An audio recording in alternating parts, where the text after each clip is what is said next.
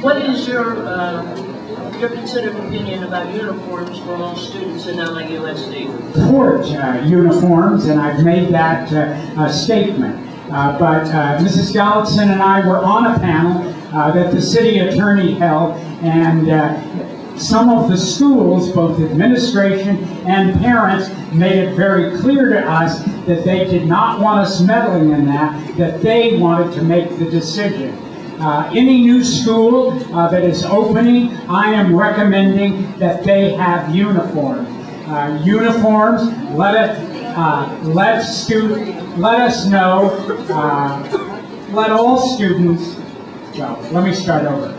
They provide us the opportunity for gangs that are in our school not to wear insignias, not to wear a design that says that they're in a gang. I believe that uniforms are better for students, but I believe that parents and the school itself has a right to make that decision.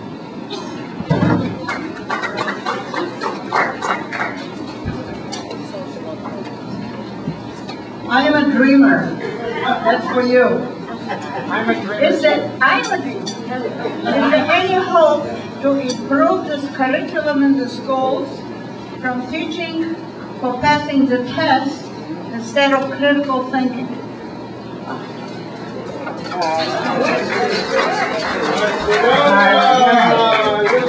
I will clap for her because I was a very creative teacher.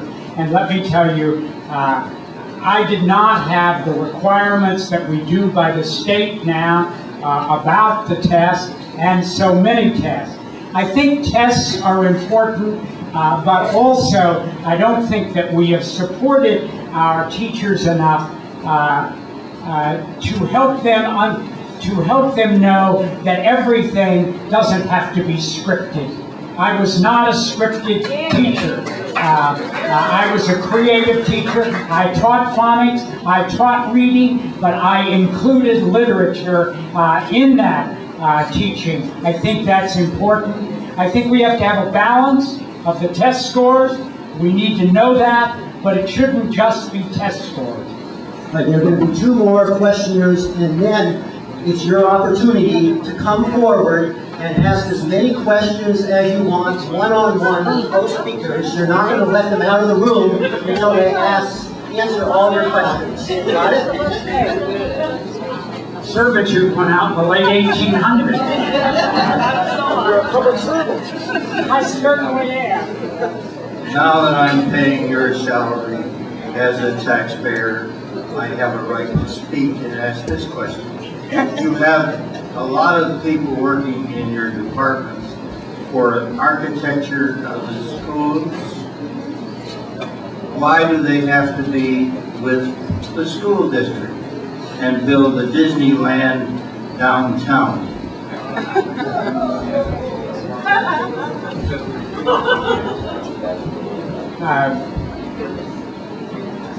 The school district both uses external and internal architects. You must know and realize that you have the largest building program, maintenance and modernization program in the United States. It doesn't just happen by pushing a button. You need for modernization and for rehabilitation, as well as building 50 new schools that we still have to build. You need architects. I do believe that we need to be using both external and internal employees. Good evening, everybody. I'm Norm Isaacs. I've been a teacher, counselor, coach, assistant principal, Milligan forever, and now Champs Charter. And I want to just tell you that you've got 2 people here who are accessible. I've tried to speak to a number of prior superintendents, and there were so many people around them that you just could not get near them. This is not the case. I'm now with a charter, however, I still was able to spend some time with the superintendent, with a board member. It makes a difference. He's extremely interested in improving the education of the schools.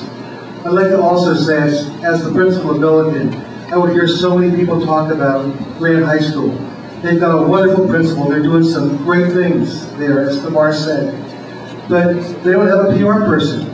So we need more people like TAMAR to come out there and tell people what the wonderful things are. You hear about one thing that may have happened a couple of years ago, and boom, you can't go. At Milliken, I saw how well the kids were prepared. I saw how the teachers were doing. They were doing just a fantastic job. I'd like to also agree, it's not the union's problem. It's administrators who will not leave their office. That's why we have problems. And we should, if I were the superintendent, that would never happen. But I would close the principal's office and have the principals working in the classroom with the teachers, supporting the teachers and making sure that things would happen. It will make a big difference. We need to empower teachers. If we empower teachers, we won't have any problem with the union. The final thing is that I sure hope that we in some way find the benefits of the district in the charter and find some kind of marriage so that we can really improve both. I believe in the district. I started charter because I was frustrated that I couldn't continue the arts program. I really believe that there's a tremendous area of innovation, and I'd like to be part of this and see what I can do to continue to improve the LA Unified School District. They're doing some wonderful, wonderful things.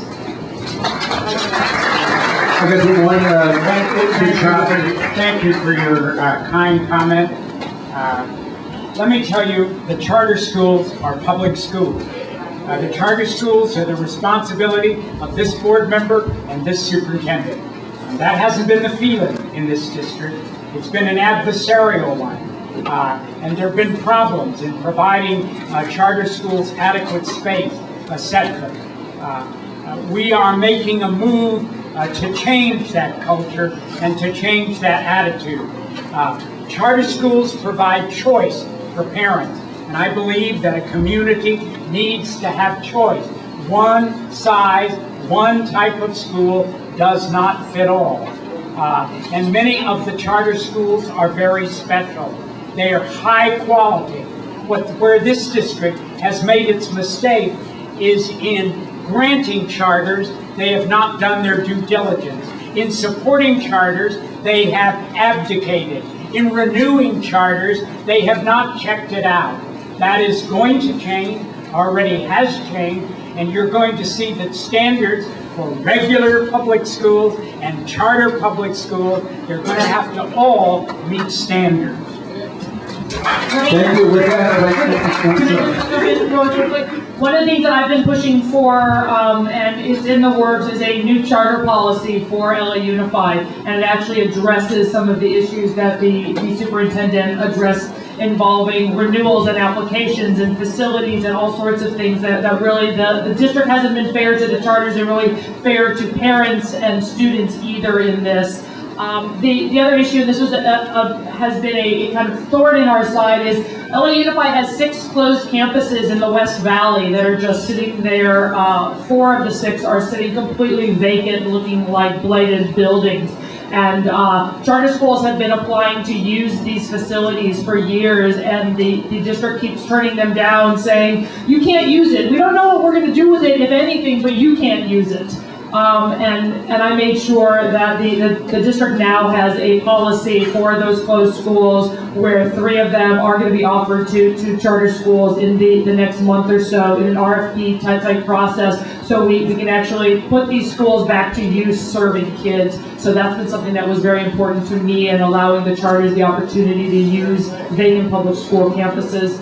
And then finally, the last piece, and this is what Norm Isaacs was talking about, and I know the superintendent will agree that the district does not do a good job with PR. Some of that is our fault, some of it is not. But one of the things that, and I know several of you get it, we send out, my board office every Thursday, a weekly e-newsletter that just talks about kind of good things that are happening in the district, some annoying things that are happening, wonderful programs at our schools, awards that were won, interesting random pieces of trivia. So if you're interested in getting on the email list, you can talk to me or Tana from my office, or send us an email or something, and we'd be happy to send you that. Thanks.